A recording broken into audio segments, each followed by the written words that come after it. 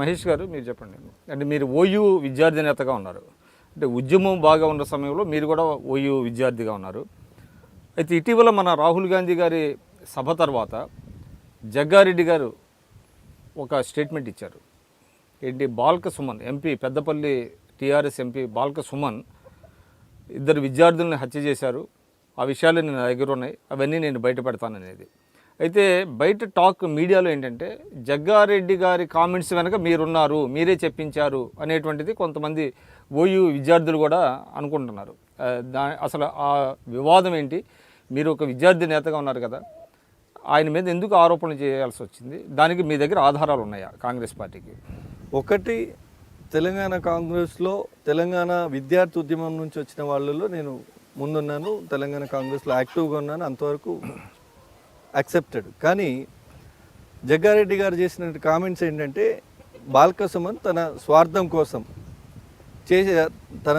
కోసం ఒక ఇద్దరు విద్యార్థులను హత్య చేశారు, నా దగ్గర ఆధారాలు ఉన్నాయన్నారు. దానికి ఏ ఆధారాలు ఉన్నాయన్న సమాచారం నాకైతే లేదు. కానీ ఒకటి నిజము, ఈ అక్కడ జరిగినటువంటి ఓయూ పరిధిలో జరిగినాయి 3 ఆత్మహత్యలుగా చిత్రీకరించబడిన ఆత్మహత్యలో భవిష్యత్తు నిర్ణయిస్తుంది. దాని గురించే జగ్గారెడ్డి గారు మాట్లాడింది. ఒకటి, వేణుగోపాల్ రెడ్డి అమరుడు వేణుగోపాల్ రెడ్డి యొక్క త్యాగం. అది త్యాగమా కాదా అంటే అక్కడ ఉన్న సర్కమ్స్టాన్షియల్ ఎవిడెన్స్, ఆ రోజు ఆ మూమెంట్ ఏదైతే తెలంగాణ ఉద్యమం ఉన్న తీవ్రతను బట్టి ఆ రోజు ఎవరు కూడా ఆ త్యాగం కాదు అనే సాహసం చేయలేకపోయినారు. బట్ ఏమైనా ఆ రోజు ప్రభుత్వంలో ఉన్నది జగ్గారెడ్డి గారు విప్గా ఉన్నారు, మేబీ ఏమైనా ఆధారాలు ఉంటే వాళ్ళు నేను అదే చెప్పినా కదా, ఉద్యమం అంత ఉధృతంగా ఉన్నప్పుడు ఒక నడుస్తున్నటువంటి ఫ్లోకి వ్యతిరేకంగా ఎవరు కూడా మాట్లాడే సాహసం చేయరు. మేబీ జగ్గారెడ్డి గారు కూడా ఆ రోజు అందుకే మౌనంగా ఉన్నారని నేను అనుకుంటున్నాను. ఆధారాలు ఉన్నాయి కాబట్టి చెప్తున్నాను. అయితే ఒకటి, ఇషాంత్ రెడ్డి మరణం పట్ల ఉస్మానియా యూనివర్సిటీలో కూడా నాడు నేను విద్యార్థి ఉద్యమ నాయకుడిగా ఉన్నప్పుడు కూడా కొన్ని అనుమానాలు అయితే ఉన్నాయి. ఇషాంత్ రెడ్డి ఏదైతే ఆయన ఇంగ్లీష్ మీడియం స్టూడెంట్ అయితే తెలుగు మీడియంలో లేఖ దొరికిందని, తన సంతకం వివరాలు కొంత పోలికలు కనబడలేదు అనేటువంటి వాతావరణం అయితే ఆ రోజు కనబడింది.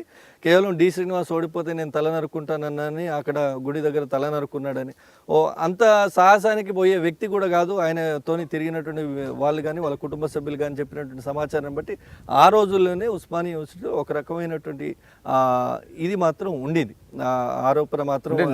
నేను ఎందుకు అడుగుతున్నా అంటే ఇప్పుడు 3 సంవత్సరాలు అయిపోయింది, ప్రభుత్వం కూడా వచ్చి ఈ ఇన్సిడెంట్స్ జరిగి అంతకుముందు ఒక సంవత్సరం, 4 సంవత్సరాలుగా మాట్లాడినటువంటి వారు ఇవాళ కొత్తగా కొన్ని వివాదాలని తెర మీదకి తీసుకొచ్చి అధికార పార్టీ నేతల మీద బురద జల్లటం, ఎటువంటి ఎవిడెన్స్ని ప్రొడ్యూస్ చేయకుండా కేవలం ఇటువంటి చేయటం మూలన మీ పార్టీ ఇమేజ్ దెబ్బతిందంటారా? అంటే 4 సంవత్సరాలు కూడా కాదు, వేణుగోపాల్ రెడ్డి చనిపోయింది నాకు బాగా గుర్తుంది, అది 2010. ఇషాంత్ రెడ్డి చనిపోయింది 2011 అనుకుంటున్నాను బహుశా, ఇఫ్ ఐమ్ రైట్. ఈ 2 యాదయ్య అంటే అది ఓపెన్, అందరూ పబ్లిక్లోనే ఎన్ఎస్ఎస్ గేట్ దగ్గర ఆత్మహత్య ప్రయత్నం చేసుకున్నారు, హాస్పిటల్లో మరణించినట్టు పరిస్థితి, దాంట్లో ఏం అనుమానం లేదు. ఈ 2 హత్యల విషయంలో కొంత డిస్ప్యూట్ అయితే మొదటి నుంచి ఉండింది.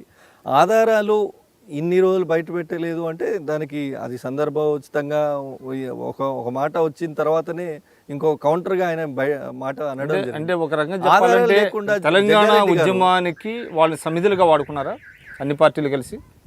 ఆ మాటకు వస్తే తెలంగాణ యొక్క యువతను, ఆ ఉద్యోగాలు రావాలన్న నిరుద్యోగులను కానీ, లేదా తెలంగాణ వస్తే మా బతుకులు బాగుపడతాయన్న సామాన్య ప్రజల్ని కానీ, తెలంగాణ వస్తే మాకు ఆందోళనలందరినీ పంపించేస్తారు, మాకు అన్ని ప్రమోషన్లు ఇస్తాయని భ్రమపడ్డ ఉద్యోగులకు కానీ, వీళ్ళందరినీ, ఈ వర్గాలన్నింటినీ కూడా సమిధలుగా వాడుకున్నారు. మేమందరం కరిగి వెలుగైతేనే ఈరోజు కేసీఆర్ ఈ రాజభోగాలు వైభోగాలు అనుభవిస్తున్నాడు అనేది అయితే వాస్తవం. ఎందుకంటే కేసీఆర్ గారు తెలంగాణ కోసం కేసీఆర్ గారు జైలుకు పోలేదు, తెలంగాణ కోసం కవిత గారు జైలుకు పోలేదంటే నేను 35 రోజులు ఉన్నా, వీళ్ళు ఎవరు లేరు కదా. కేసీఆర్ గారు లేరు, కవిత గారు లేరు, కేటీఆర్ గారు లేరు, హరీష్ రావు గారు లేరు. హరీష్ రావు గారు ఆ సిద్దిపేటలో రంగునీళ్ళ నాటకం ఆడి మొత్తం తెలంగాణ యువత ఏంది, అసలు తెలంగాణ చరిత్ర ఏంది, పోరాట గడ్డ. ఇక్కడ తుపాకులు పిరంగులు పట్టుకొని అవతల నైజాం ప్రభుకు వ్యతిరేకంగా, బ్రిటిష్ వాడికి వ్యతిరేకంగా కొట్లాడినటువంటి గడ్డ, ఉద్యమాల స్ఫూర్తి ఉన్నటువంటి గడ్డకు పిరికితనం నేర్పింది హరీష్ రావు. ఈ సందర్భంలో ఆ రోజు దీక్షాస్థలి దగ్గర ఆ రంగులీల నాటకం ఆడి ఆయనకు అగ్గిపెట్టె దొరకలేదట, ఆయన తగలబెట్టుకోలేదు. ఇదే మనకు శరణ్యం అని ఉన్న యువతకు మెసేజ్ ఇచ్చి కొంత మానసిక ఆందోళనకు గురైనటువంటి యువతను ఆ మార్గంలో ఆత్మహత్యల మార్గంలో నడిపిన క్రెడిట్ మాత్రం 100% చనిపోయిన 1200 అమరవీరుల త్యాగాలు ఏవైతే ఉన్నాయో అవి వాళ్ళ ఉసురు వాళ్ళ పాపం అంతా కూడా కేసీఆర్ కుటుంబానికే దాక్కుతుంది. దానిలో ఇంకో రెండో ఆలోచన. మీరు చూస్తున్నారు ఐ డ్రీమ్ న్యూస్ని. మీరు చూస్తున్నది ఐ డ్రీమ్ న్యూస్. అంటే కళలని నిజం చేస్తూ ప్రజలకి నిజాలని కళల ద్వారా తీసుకొచ్చే ఐ డ్రీమ్కి మై బెస్ట్ విషెస్. మీరు చూస్తున్నది ఐ డ్రీమ్ న్యూస్. మీరు చూస్తున్నారు I dream channel. For more videos, please subscribe I Dream. మరిన్ని వీడియోల కోసం ఐ డ్రీమ్ని సబ్స్క్రైబ్ చేయండి. Please subscribe I dream. And I'm very much satisfied with the way interview went on. Kindly subscribe to I Dream. For more videos, subscribe to iDream. And loads of fun entertainment and content. Do watch I Dream.